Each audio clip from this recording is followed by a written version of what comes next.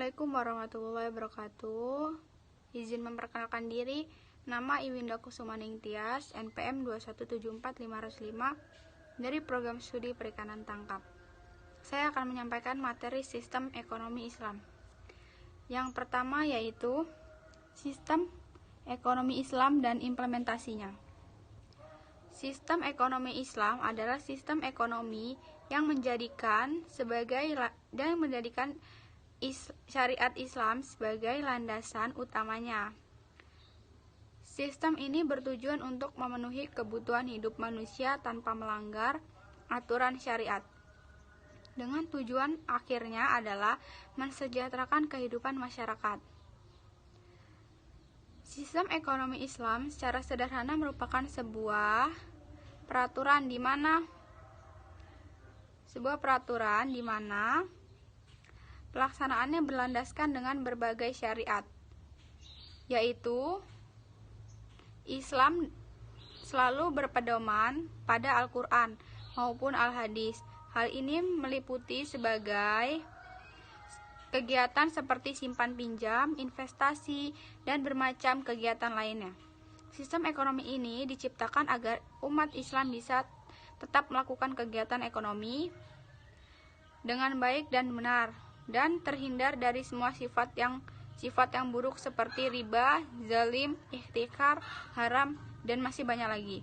Semuanya dijelaskan dan diatur secara terperinci dalam sistem ekonomi Islam. Signifikansi ekonomi Islam yang berlandaskan syariat juga dirasakan implementasinya pada usaha bank syariah yang semakin lebih banyak memiliki potensi penawaran jasa dibanding bank konvensional. Hasil penelitian oleh Imaniyati menunjukkan bahwa implementasi akad syariah pada bank syariah yang diatur dalam Undang-Undang Nomor 10 Tahun 1998 tentang Perbankan, Undang-Undang 21 Tahun 2008 tentang Bank Syariah, dan Peraturan Bank Indonesia memberikan peluang terhadap bank syariah untuk dapat menawarkan jasa yang lebih beragam atau lebih banyak dibandingkan dengan bank konvensional. Bank menurut Farid dan Nurzulaini, implementasi syariah dalam kinerja ekonomi dapat meningkatkan keterampilan baru dan kesadaran masyarakat dalam keberadaan entitas syariah.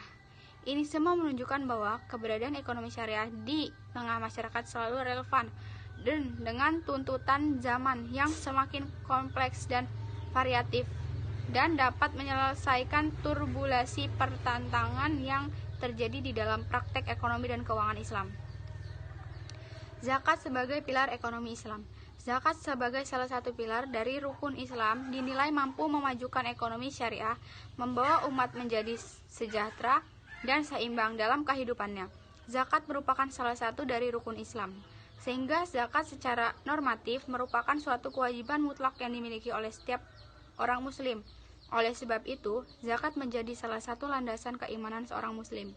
Dan zakat juga bisa dijadikan sebagai indikator kualitas keislaman, yang merupakan bentuk komitmen solidaritas seorang muslim dengan sesama muslim yang lain. Zakat juga merupakan suatu ibadah yang memiliki nilai sosial yang tinggi. Selain itu, zakat juga merupakan suatu ibadah yang memiliki nilai sosial yang tinggi dan memberi dampak terhadap kesejahteraan masyarakat. Zakat juga memiliki peran yang begitu luas. Salah satu peran yang dimiliki oleh zakat adalah peran terhadap pengurangan angka kemiskinan masyarakat. Dan zakat dikumpulkan kepada amil zakat yang selanjutnya dikelola dengan baik. Dan zakat akhirnya didistribusikan kepada mustahik. Dan dengan demikian, mustahik diharapkan untuk berubah statusnya menjadi muzaki. Sehingga angka kemiskinan di masyarakat dapat berkurang dengan adanya perubahan status mustahik menjadi muzaki. Peran zakat secara makro, jika kita melihat sejarah pemerintahan Khalifah Umar bin Khattab, bahwa zakat merupakan sumber pemasukan negara Islam selain pajak dan lainnya. Sehingga zakat mempunyai peran yang sangat sentral dalam ekonomi Islam. Bukan hanya individu saja yang dapat merasakan dampak positif zakat, melainkan sebuah negara juga dapat merasakan dampak dari zakat untuk perekonomian negara, yakni sebagai sumber dan pemasukan negara. Manajemen Ziswaf. Manajemen siswa adalah pengolahan zakat yang dilakukan oleh lembaga zakat, infak, dan sodako, sehingga kegiatan yang dilakukan meliputi perencanaan, pengorganisasian, pelaksanaan, dan pengawasan zakat, infak, dan sodako. Zakat adalah ibadah yang berkaitan dengan harta benda dan dapat juga dikatakan sebagai syiar Islam yang kedua serta pilar sosial finansial utama dari pilar rukun-rukunnya yang agung. Pengertian-pengertian tersebut mengisyaratkan bahwa zakat merupakan ibadah yang mengeluarkan kegiatan harta finansial sesuai dengan kadar dan nisabnya serta digunakan sepenuhnya untuk kemaslahatan bersama umat.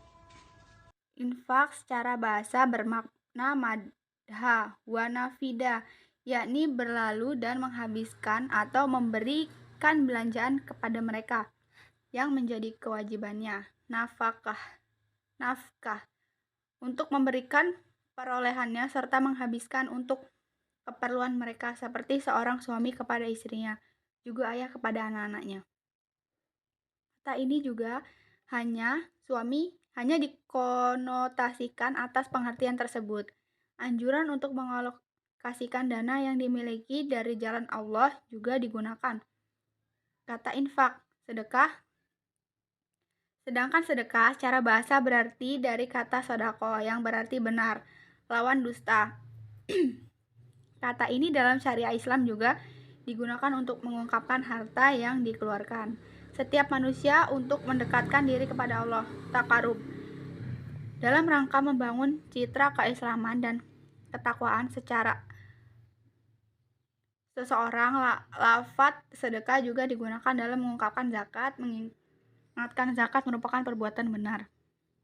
Bila dilihat dari perbuatannya, sedekah termasuk infak, dan bila dilihat dari sifatnya untuk meningkatkan kualitas takwa secara pragmatis, keduanya yakni infak dan sedekah digunakan untuk mengungkapkan pemberian harta di luar zakat. Dalam batasan-batasan tersebut di atas, manajemen zakat, infak, dan sedekah atau disebut dengan ZIS dimaksudkan sebagai proses mengkoordinasikan dan mengintegrasikan fungsi-fungsi dari perencanaan, pengorganisasian, kepemimpinan, dan pengadilan. Atau bazis bisa disebut atau lazis, agar dapat berjalan secara efektif dan efisien. Terima kasih.